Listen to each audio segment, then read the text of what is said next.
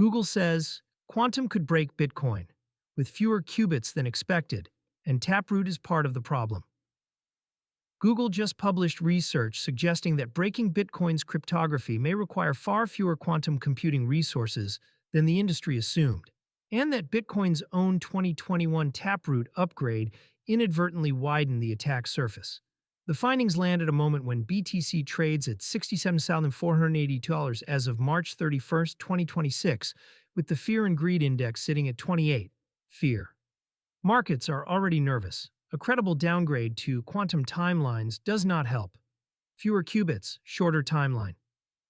Previous estimates placed the qubit threshold for cracking Bitcoin's elliptic curve digital signature algorithm, ECDSA, in the millions. Google's new research pulls that number below 500,000 physical qubits, with as few as 1,200 to 1,450 high-quality logical qubits needed for a practical attack. The distinction between physical and logical qubits matters. Physical qubits are the raw hardware units. Logical qubits are error-corrected abstractions that do the actual computational work.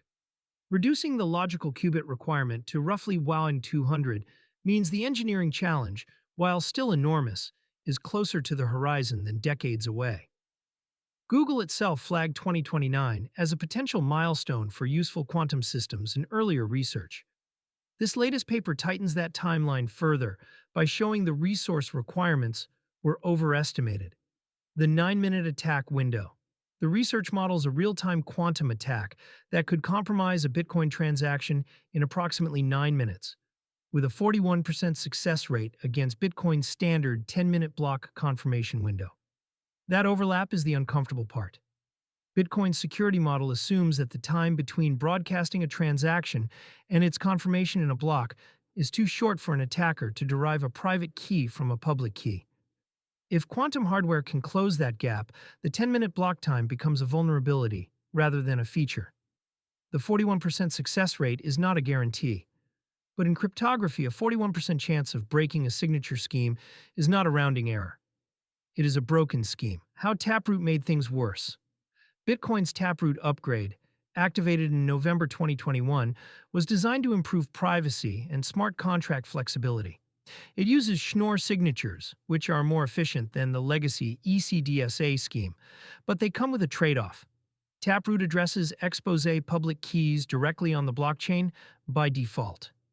Under the older pay-to-public key hash P2PKH format, public keys were hidden behind a hash. An attacker would need to crack both the hash and the elliptic curve. Taproot removed that first layer of protection. The result, approximately 6.9 million BTC, roughly one-third of all Bitcoin in circulation, now sits in wallets where public keys are visible on-chain. That includes about 1.7 million BTC from early network years, including Satoshi-era coins, and funds and addresses that have been reused. For context, CoinShares previously estimated that only around 10,200 BTC face significant quantum risk. Google's figure is 680 times larger. Zero-knowledge disclosure. Google's team used zero-knowledge proofs to demonstrate their findings without revealing actual attack methods. This is responsible disclosure in practice, proving the vulnerability exists without handing adversaries a blueprint. The approach suggests Google takes the threat seriously enough to invest in a secure disclosure framework rather than simply publishing a paper with theoretical calculations. What defenses exist? Bitcoin is not defenseless, but the defenses require action. Post-quantum signature schemes like Sphinx Plus and Crystal's dilithium are already standardized by NIST. Integrating them into Bitcoin would require a soft fork or hard fork, neither of which happens quickly in Bitcoin's conservative governance culture. Address hygiene offers partial protection today. Users who never reuse addresses and move funds to fresh P2PKH addresses, where public keys remain hidden until spending, reduce their exposure. But this is a behavioral fix, not a protocol fix, and it does nothing for the 6.9 million BTC already exposed. Quantum-resistant wallets are a concept, not a product. No major self-custody wallet currently implements post-quantum signatures for Bitcoin. The clock is not at zero. Google's own researchers describe the threat as not yet imminent. But the gap between not yet imminent and too late to migrate is where the risk lives. What this means for Bitcoin holders. The immediate practical impact is zero. No quantum computer today can execute this attack, but the research changes the planning horizon.